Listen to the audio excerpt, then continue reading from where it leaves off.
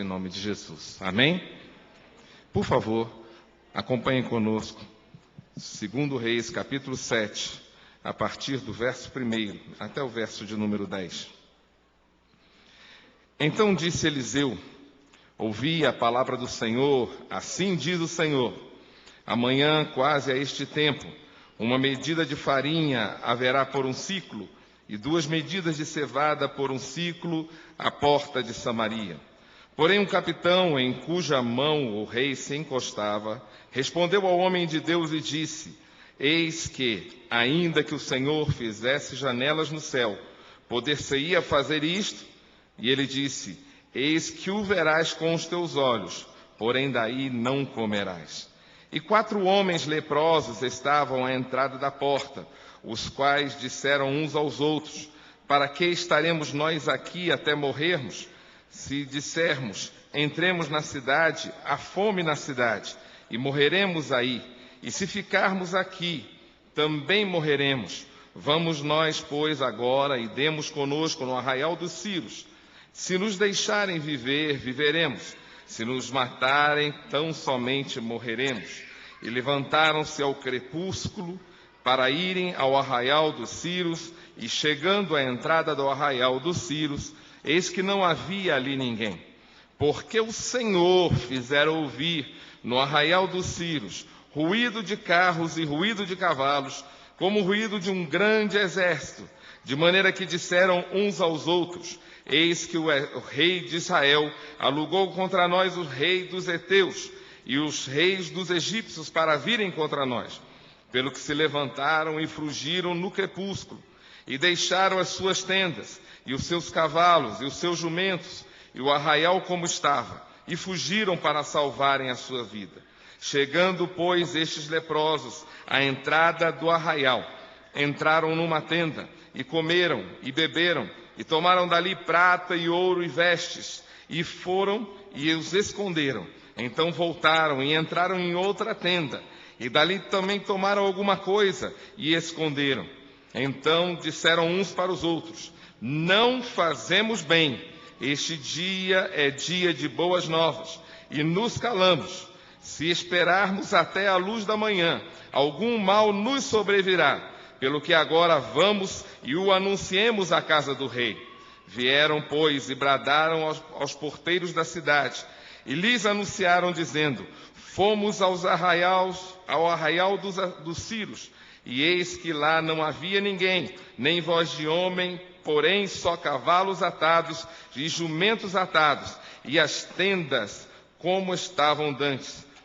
Versículo de número 16. Então saiu o povo e saqueou o arraial dos Círios, e havia 1 medida de farinha por o ciclo, e 2 medidas de cevada por o ciclo, conforme a palavra do Senhor. Amém. Podeis sentar, meus amados. Meus irmãos, quando nós lemos esta passagem, nós começamos a ver aqui algo que nós temos que colocar em prática quando pensamos em missões. E eu gostaria que você, esta noite, me ajudasse, não é? Você virasse para o teu irmão e dissesse para ele: eu creio na palavra de Deus. E você? Por quê?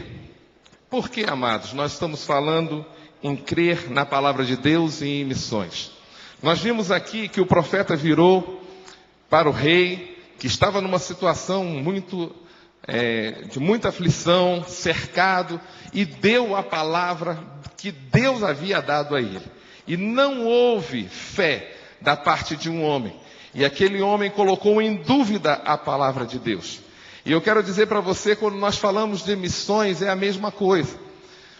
E quando falamos de ser crentes, vamos assim dizer, não é? Nós somos crentes ou não, o nosso nível de fé e de relacionamento com Deus está diretamente ligado, proporcionalmente, ao nível que nós cremos, que Deus fala ou não. Se nós cremos na palavra de Deus, é uma bênção. Isto já é verdadeiro. Mas para fazer missões, não basta crer que a Bíblia é a palavra de Deus. Basta crer que Deus ainda fala hoje e chama pessoas capacita e envia para a glória do seu nome. Amém? Então nós temos que crer, amados, que o Senhor ainda fala. E o que falta hoje, às vezes, é essa crença na palavra de Deus viva, na rema, na palavra direta do Senhor para cada um de nós e para a nossa igreja. E aqui entra a questão da incredulidade, não é? Incredulidade na capacidade do próprio Deus, como colocou o capitão, de fazer com que aquilo que ele falou se realizasse. Mas eu quero dizer para a igreja, meus amados, quando o Senhor fala, meu irmão, pode fazer aquilo que Ele mandou fazer, pode seguir em frente. Se Ele mandou sair do barco e andar sobre as águas, pode andar sobre as águas, porque o Deus que chama, o Deus que fala, Ele garante que você vai andar e não vai afundar, em nome do Senhor Jesus, aleluia. Quando nós falamos de missões, nós falamos de crer na palavra de Deus. E quando recentemente eu tenho meditado muito sobre isso, sobre o erro de muitas igrejas em estarem separando evangelização de missões transculturais. Meus amados, nós temos que entender que responsabilidade da igreja é uma coisa só, é evangelizar. Agora, muitas das vezes, nós temos a tendência de, como igreja, visarmos só os outros povos, visarmos só aqueles que estão distantes e esquecermos de nós mesmos ganharmos almas para o Senhor Jesus. Agora eu te digo, o Senhor falou para cada um de nós e a capacitação Ele deu para cada um de nós. Não existem heróis chamados missionários com superpoderes para fazerem a obra de Deus. Existem homens e mulheres que creem na voz do Senhor e saem crendo que Ele está conosco todos os dias, até a consumação dos séculos, e que vai estar conosco para nos ajudar, cooperando conosco e fazendo operação de sinais e maravilhas para a glória do nome dEle. Amém? Agora é interessante, nós vemos que muitas igrejas hoje não estão fazendo missões, porque existe uma falta de convicção, irmãos. E aí entra a questão do que aconteceu com os leprosos. Veja no verso de número 8. Os leprosos que estavam ali do lado de fora da igreja, da cidade de Samaria. A Bíblia não fala se eles ouviram ou não a palavra que Deus deu pelo profeta Eliseu. Mas o que deixa claro é que eles resolveram não ficar ali esperando as coisas acontecerem.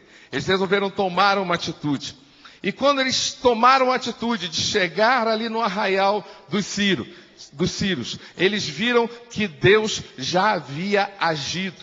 E é interessante, amados, que muitas das vezes isso acontece na nossa vida. O Senhor, como aconteceu comigo na minha chamada, o Senhor muitas das vezes nos chama, nos orienta, nos dá uma palavra, e a gente fica esperando que algo aconteça para que a gente venha a sair. Mas quando quando cada um de nós tomamos a posição de sairmos crendo na palavra que Ele já proferiu, sabe o que acontece? Quando nós chegamos lá, nós vimos que os exércitos já foram batidos em retirada. O Senhor foi primeiro e já existe um banquete para cada um de nós. Aleluia. É a crença na palavra de Deus que nos faz realmente sair. Agora, amados, creia nisso. O que falta para cada um de nós hoje, e eu estava meditando esta semana, existe uma falta de convicção na igreja. Convicção de várias coisas.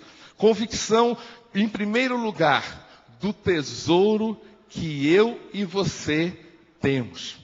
Vire para o teu irmão e diga para ele: você tem um tesouro dentro de você.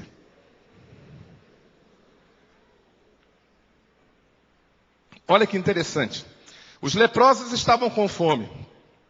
E eles chegaram ali naquelas tendas e eles comeram, se fartaram, saciaram-se e encontraram, a Bíblia fala, de ouro, prata, vestes. E eu creio que muito mais coisas havia ali que não foram aqui relacionadas. E eles tomaram cada uma dessas coisas.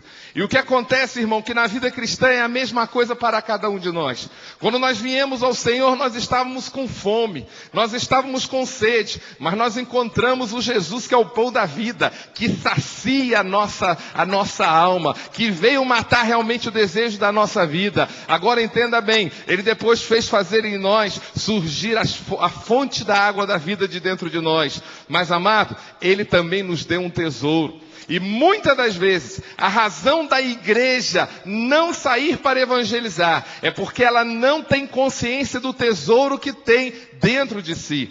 Quando a Bíblia fala de ouro, nós podemos ver ali na Arca da Aliança que o ouro simbolizava a divindade. Em muitas outras passagens nós podemos ver que o ouro dentro do templo, ele está relacionado com a presença de Deus, da coisa mais pura que nós temos aqui na terra.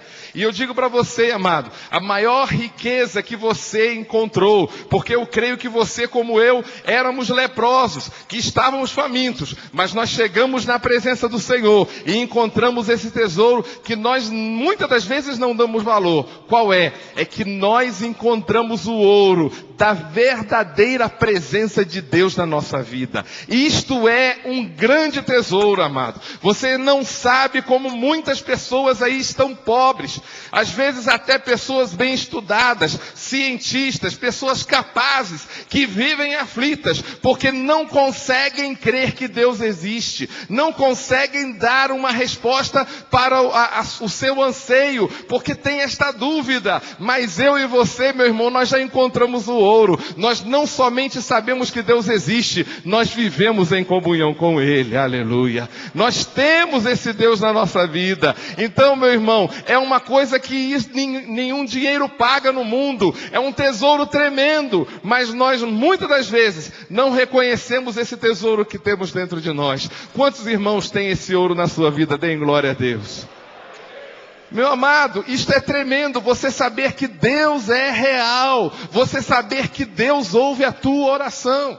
Outro dia, num telejornal, eu vi ali a festa de Ciro de Nazaré, e eu chorei, amados, vendo um rapaz andando de bicicleta, chorando, abraçado àquela estátua e declarando a sua gratidão por aquela estátua ter feito alguma coisa por ele. E ele chorando, achando que aquela estátua tinha feito alguma coisa por ele. Amado, é aquele jovem, infelizmente, ele não tem o ouro que você tem. Ele acha que tem que se relacionar simplesmente com imagens. Mas você pode falar com Deus verdadeiro, aleluia. Você fala com o Senhor em nome de Jesus. Você chega na presença do Pai. Você chama o Deus Criador dos céus e da terra de Paizinho querido. Isso é tremendo, irmão. Isso é tesouro. Reconheça esse tesouro que você tem. Dê glória a Deus por isso, porque à medida que você reconhecer que tem esse tesouro, isso vai levar você ao próximo passo, de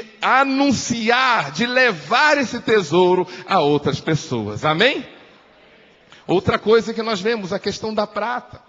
E a prata está relacionada com redenção. O Senhor Jesus foi vendido por 30 moedas de prata. E o que muitas das vezes nós não valorizamos, irmãos, nós não tomamos como tesouro, é a nossa própria salvação. Diga para o teu irmão, você vai morar no céu. Você já pensou que é isso? Nós, pecadores, nós que vivemos nesse mundo, que erramos, que às vezes falamos mal de tantas pessoas, que não vigiamos, que pecamos, que somos falhos, mas que ao mesmo tempo temos o sangue de Jesus Cristo, que nos purifica de todo o pecado, meu irmão. Olha que maravilha, que tesouro que nós temos, a nossa passagem já está comprada. Quando eu andava lá em Portugal evangelizando, eu chegava para alguns portugueses e perguntava para eles, para onde você vai depois da morte? Aí ele dizia, para 7 palmos de terra. Para debaixo de 7 palmos de terra. E eu tentava mostrar para aquela pessoa que era simplesmente um cristão para casamento, batizado e funeral. Porque a maioria dos cristãos no mundo, irmãos, é esse cristão que tem a sua religião como sendo cristã, mas o seu relacionamento não é com Cristo. A sua certeza não é uma certeza de salvação, mas você, amado, você já tem essa prata. Você não foi comprado com ouro, não foi comprado com prata ou com ouro, mas tu fostes comprado pelo precioso sangue de Jesus, e isso já garante a vitória, aleluia. A maior riqueza que nós temos, além da presença de Deus na nossa vida, é a certeza que ao nós terminarmos a nossa jornada aqui, nós vamos morar no céu, aleluia. Não pelo nosso mérito, mas a nossa capacidade vem de Deus. Nós sabemos que somos falhos, mas o sangue de Jesus Cristo, seu Filho, nos purifica de todo o pecado, aleluia. Não precisamos esperar a reencarnação, não precisamos estar nos esforçando para ganhar a salvação, como muitos fazem, amados. E se você conhece as várias religiões, você sabe o que cada religião apregoa como salvação. E você, meu irmão, está aqui sentado, tranquilo, em alegria, louvando e adorando o nome do Senhor, porque você já tem esse tesouro na tua vida, aleluia. Dê glória a Deus por isso. Outra coisa que nós temos, e eu creio, aqui a Bíblia não fala, mas eu posso colocar isto nesse relatório que os leprosos encontraram, porque eu como leproso encontrei as pedras preciosas. E é interessante, porque eu creio que naquele tesouro ali havia, se havia prata, se havia ouro, com certeza deveria haver alguma pedra preciosa. E eu lembrando disso, eu lembro de Eliezer que foi encontrar a figura da igreja, Rebeca, e ele adornou aquela jovem que ia ser esposa de Isaac. E amado, e eu lembro da escola dominical que sempre estudamos, e que diz que o Eliezer é símbolo do Espírito Santo, Rebeca é símbolo da igreja, e que as pedras preciosas são dons espirituais. E sabe que isso me mostra, meu irmão, que além de tudo que o Senhor nos deu, além dele estar presente conosco, além dele nos ter garantido a salvação, ele ainda nos dá o tesouro de usar a cada um de nós de acordo com a vontade do Espírito Santo, nos dons espirituais que ele tem para a sua igreja. Isso é tremendo, irmão. Quando eu estou ocupando esse púlpito aqui, eu louvo a Deus, porque não é a minha capacidade, mas eu sei que é o Espírito Santo, é uma das pedras que o Senhor me deu, é a oportunidade de anunciar o Evangelho do Senhor Jesus, e isso é maravilhoso, a capacitação do Espírito Santo. Você tem essa capacitação como igreja. Se você abrir a boca, meu irmão, não importa onde, não importa quando, você pode abrir a boca, porque a palavra promete que ela será cheia pela palavra do Senhor, na hora certa, no momento certo, com a sabedoria do alto, o Senhor te usará para a glória do nome dele, aleluia. Entenda bem, amado, você tem todo esse tesouro, e infelizmente não há esta convicção da igreja. Muitas das vezes nós vivemos como jovens ricos, não é?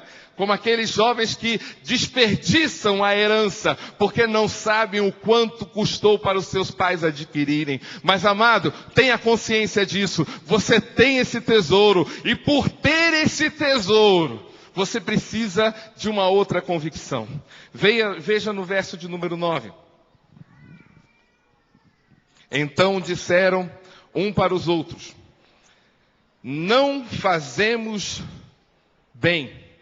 Este dia é dia de boas novas, e nos calamos. É interessante, amados. Eu creio que muitos de nós temos a consciência das riquezas que eu já comentei aqui. Quantos têm essa consciência? Digam amém. Agora, amados, a outra convicção que eu e você precisamos ter nesta última hora, para atender o clamor do mundo que foi colocado aqui, para que nós possamos vir a cumprir o propósito de Deus na nossa vida, é a convicção da urgência. Meu irmão, o que ele mostrou aqui, e ele continua dizendo o seguinte: este é dia de boas novas e nos calamos. Se esperarmos até a luz da manhã, algum mal nos sobrevirá, pelo que agora vamos e o anunciemos à casa do rei. o sentido de urgência. O Senhor Jesus, Ele colocou bem claro, lá em João capítulo 4, versículo 35, quando disse: levantai os vossos olhos e vede. O que, irmão? Que os campos estão brancos para a ceifa. É interessante nós pensarmos nisso, amados. Quando que eu deveria estar anunciando o Evangelho? Quando eu deveria anunciar o Evangelho para o meu colega de trabalho, para o meu vizinho, para o meu parente? E aí eu coloco um exemplo. Nós, há 2 anos atrás, vai fazer agora, creio, 2 anos, nós tivemos aquela notícia terrível do que aconteceu lá na Indonésia, lá no extremo, né? Oriente, na questão do tsunami, não é? Lá naquela região das ilhas. E o que aconteceu, amados, foi que morreram milhares de pessoas, porque não houve um aviso, não havia um sistema de detecção do tsunami e não foi avisado, as pessoas não foram avisadas que aconteceria alguma coisa assim. E eu gosto de pensar o seguinte: o que você faria se você soubesse que daqui a meia hora aconteceria um terremoto em Brasília, 9,5 na escala Richter? O que você faria? Será que você ficaria sentado aqui dizendo: ó Senhor, louvado seja o teu nome, como tu és bom, ó que maravilha estar na tua presença?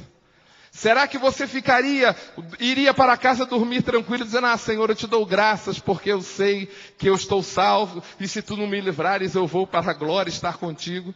Ou será que você pegaria o telefone e sairia telefonando para as pessoas, correndo pelas ruas e dizendo: olha, saiam dos prédios, corram, saiam daí, porque daqui a pouquinho vai ter um terremoto. Algumas pessoas vão te considerar louca, irmão, uma pessoa maluca, mas eu digo uma coisa, com certeza, alguns acreditariam e você seria o responsável pela salvação de alguns. Agora o nosso problema, sabe por que nós não temos urgência em levar esse tesouro para muitos? É porque, irmãos, nós muitas das vezes, falta-nos a terceira convicção. A convicção que existe um lago de fogo. Diga para o teu irmão: o lago de fogo e enxofre é eterno e é real. Diga para ele. Verdade é que uma mensagem sobre o inferno não é muito utilizada ultimamente, não é? Falar sobre o inferno, falar sobre o que o Senhor trará, o juízo final, isso não enche igreja, não é? É melhor falar sobre coisas boas, sobre o que Deus pode dar na atualidade. Mas eu digo para você, amado, aqueles leprosos, eles tinham consciência da urgência, porque eles sabiam que aquelas pessoas que estavam dentro da cidade, se eles não anunciassem e não chamassem elas para fora, elas morreriam. E amado, eu quero dizer para você, em nome de Jesus, acorda. O inferno é real, nós não gostamos de pensar nisso, mas sabe aquela pessoa que você diz que você ama? Ela vai para o inferno se ela não aceitar a Jesus como Senhor e Salvador. Quer ver? Abra lá em Apocalipse capítulo 20, e você verá, se você quiser, eu posso te dar referência, Apocalipse capítulo 20, e você verá ali, se você crê na palavra de Deus, e não somente nas minhas palavras, você verá que a Bíblia fala que todo aquele que não for achado escrito, versículo 15, e aquele que não foi achado escrito o seu nome no livro da vida, foi lançado no lago do fogo. Seu colega de trabalho que você tanto gosta, se ele morrer amanhã sem Jesus, no dia do juízo final, ele vai ser lançado no lago do fogo. Os seus parentes, que você às vezes festeja com ele, e não é capaz de abrir a boca para falar do Jesus verdadeiro, mesmo sendo no dia de Natal. Se eles morrerem e chegarem no dia do juízo final sem Jesus, eles vão para o lago de fogo e vão passar ali toda a eternidade. Amado, isso é sério. Os milhões que estão em outros países, que não conhecem esse movimento pentecostal que nós conhecemos, Amados, eu quero falar agora um pouco de Portugal. Portugal é tremendo o que acontece ali. A Assembleia de Deus, ela tem a mesma idade que tem a Assembleia de Deus aqui no Brasil. E pela misericórdia do Senhor, o povo brasileiro foi chamuscado e ainda vive do avivamento que chegou na nossa terra, e dê glória a Deus por isso. Se nós achamos que a obra de Deus atualmente no Brasil está fria, meu irmão, eu digo para você, poderia estar melhor.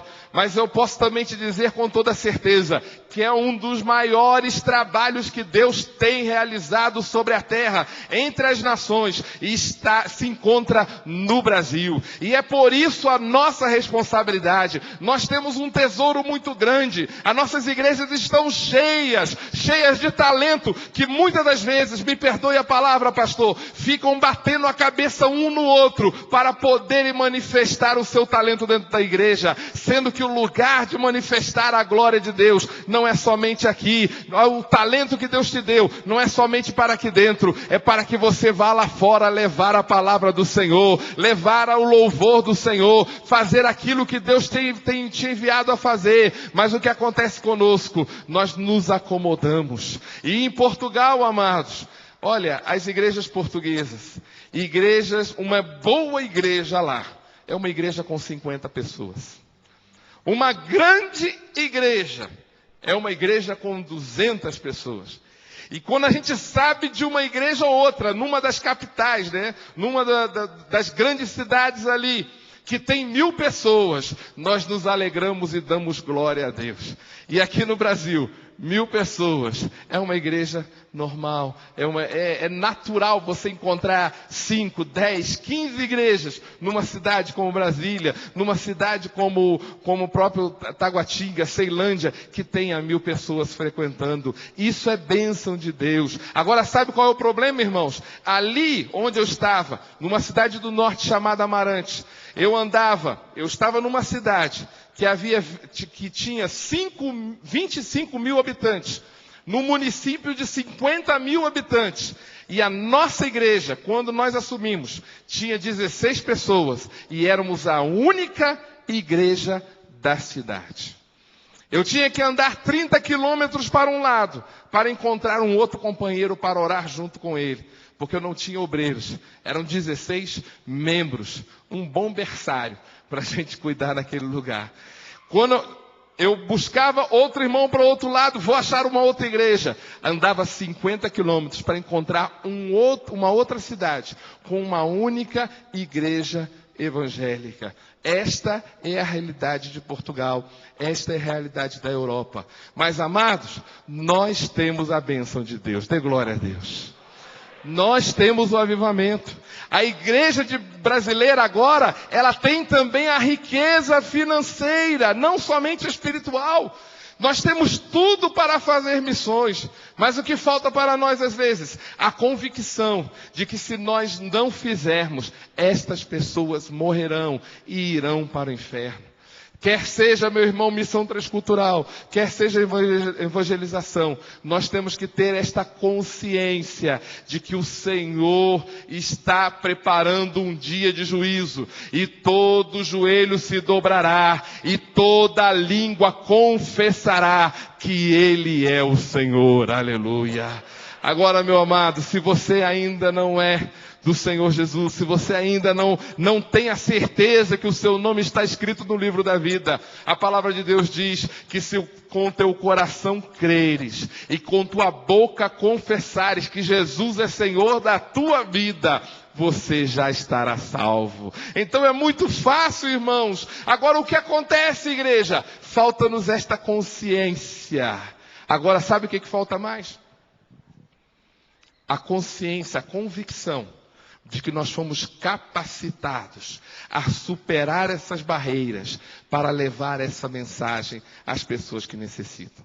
Se você voltar ali para o texto que nós lemos inicialmente, você vai ver que não foi fácil para eles. Eles eram leprosos, já estavam excluídos da sociedade. Eles estavam ainda à noite. E ali não era como hoje em dia, que há a luz pública. Na noite era para dormir, e eles chegaram à noite. Eles chegaram do lado de fora da muralha. Eles tiveram que fazer com que o povo que estava dentro, faminto, acreditasse que eles tinham comida com fartura para eles do lado de fora. Era muito difícil isso acontecer. Mas, amados, sabe o que eles fizeram? Eles não olharam para as circunstâncias, não olharam para as barreiras. Eles não tinham, vamos dizer assim, uma obrigação de fazer aquela cidade. E talvez, se eles não fossem anunciar, talvez aquelas pessoas morreriam de fome, tendo a comida farta a poucos metros de distância das muralhas. Eu digo para você, amado, eu quero te dizer esta noite, que o Senhor já te capacitou para superar as muralhas, para que você anuncie às pessoas que estão famintas, de que há um banquete preparado para elas, aleluia. Você crê nisso? Você crê que o Espírito Santo já está sobre você? O Senhor disse, mas ser-me-eis testemunhas, ao descer sobre vós, o Espírito Santo, ao receber o Espírito Santo, o poder do Espírito Santo. E meu amado, eu posso tomar agora um desafio. Quantos de vocês já são batizados com o Espírito Santo? Levantem a mão e dêem glória a Deus. Para que você foi batizado, meu irmão? Para falar em línguas, pastor. Amém. Eu também falo em línguas. E eu sou daqueles de Paulo. Eu creio que as línguas são para nos edificar. Mas eu sei de uma coisa também. Depois de edificado, eu tenho que sair. E à medida que eu saio, o poder de Deus vai fluir na minha vida. Porque eu não sou nada, mas eu sei que o Todo-Poderoso habita em mim e quer salvar vidas através da minha vida também. Aleluia. Meu irmão, toma essa posição hoje. Que você, em nome de Jesus, renove a sua vida espiritual. Que você saia daqui hoje cheio do Espírito Santo e possa dizer para o Senhor, Senhor, eu quero ser cheio. E é interessante, eu estou lembrando aqui, recentemente eu fui a Bebedouro, né, ali, próximo à terra dos nossos irmãos, e visitei também Ribeirão Preto.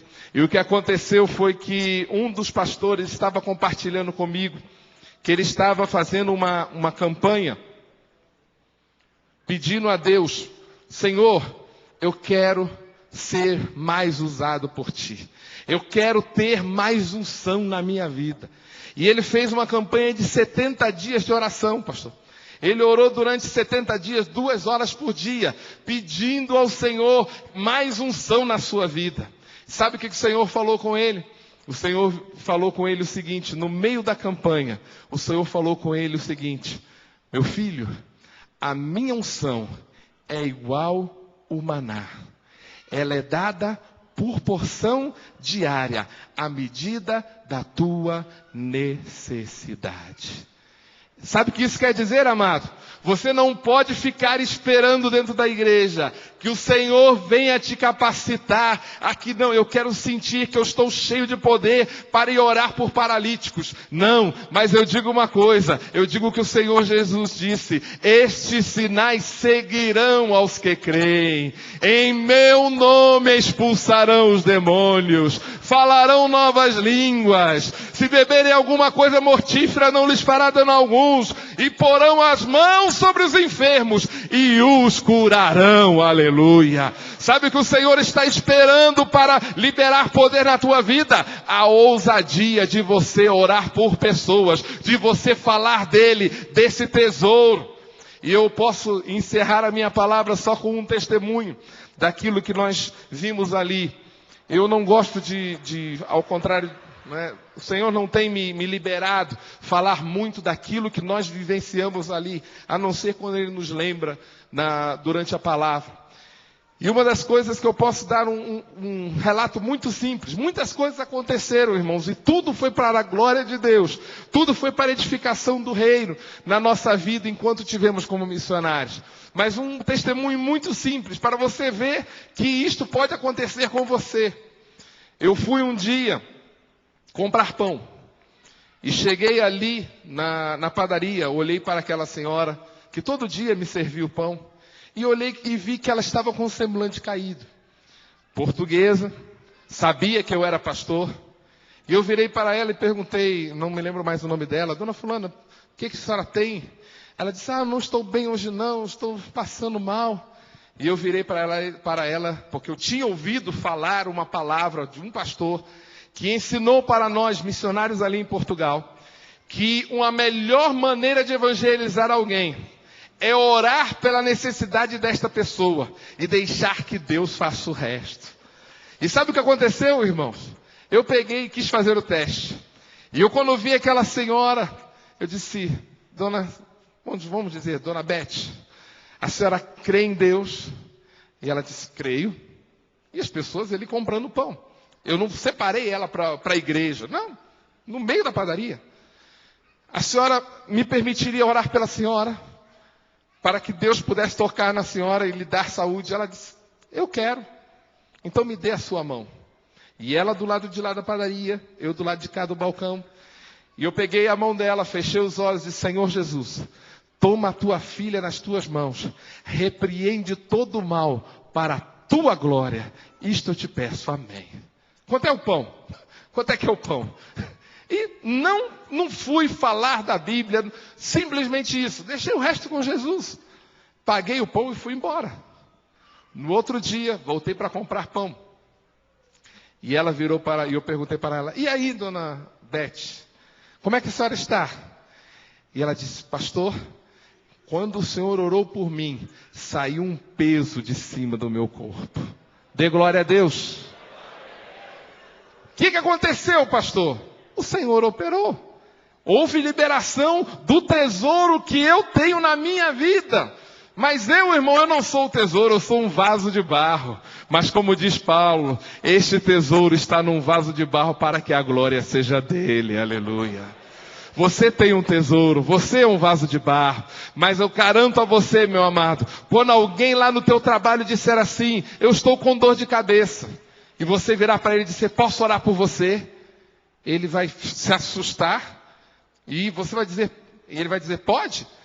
Impõe a mão sobre ele. Sabe de uma coisa? Na primeira vez ele talvez leve um susto. Na segunda é você que vai levar um susto. Porque ele virá até você, não só dizendo que a dor de cabeça dele saiu, mas querendo que você ore por outras causas. E no final, ele vai declarar que para a vida dele, também Jesus Cristo é o Senhor. Aleluia.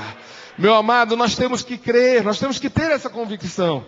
E em nome de Jesus, que este culto de missões tenha servido para você, meu irmão, que já conhece a palavra, para que você tenha essa convicção e saia daqui com esta alegria, de que há um tesouro na tua vida, de que há uma urgência de compartilhar este tesouro, e de que se não compartilharmos, as pessoas irão realmente para uma eternidade sem Deus e sem salvação. Agora, se você está aqui, amigo, e eu queria, com a permissão do pastor, que nós nos colocássemos de pé.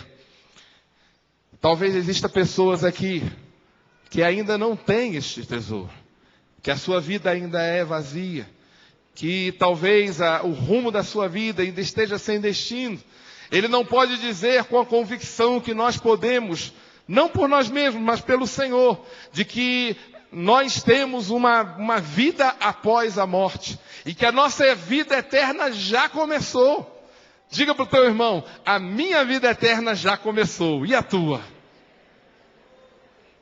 Porque, amados, a nossa vida eterna começou quando a gente aceitou Jesus como Senhor e Salvador e nascemos de novo. Então, o que vai acontecer? Nós simplesmente vamos deixar esse tabernáculo e nós vamos estar na presença do Pai em breve. Mas eu quero saber se existe alguém esta noite que ainda não tem esta convicção, que ainda não tem certeza de salvação, que ainda não tem experimentado o tesouro da presença de Deus, que ainda não sabe se vai para o céu ou se vai para o inferno. Meu amado, se você não tem essa certeza, eu te convido a ter esta noite. Eu quero orar por você, eu quero orar, eu quero te pedir que você faça o sinal com a tua mão, e nós vamos estar orando por você, para que a tua vida seja transformada, para que o Espírito Santo venha morar no teu coração, e traga todos os tesouros que Ele tem à disposição para a tua vida em nome de Jesus. Existe alguém esta noite? Eu peço que a igreja fique com a sua cabeça curvada agora, em nome de Jesus. Se você tem alguém do lado que você sabe que ainda não tem essa certeza,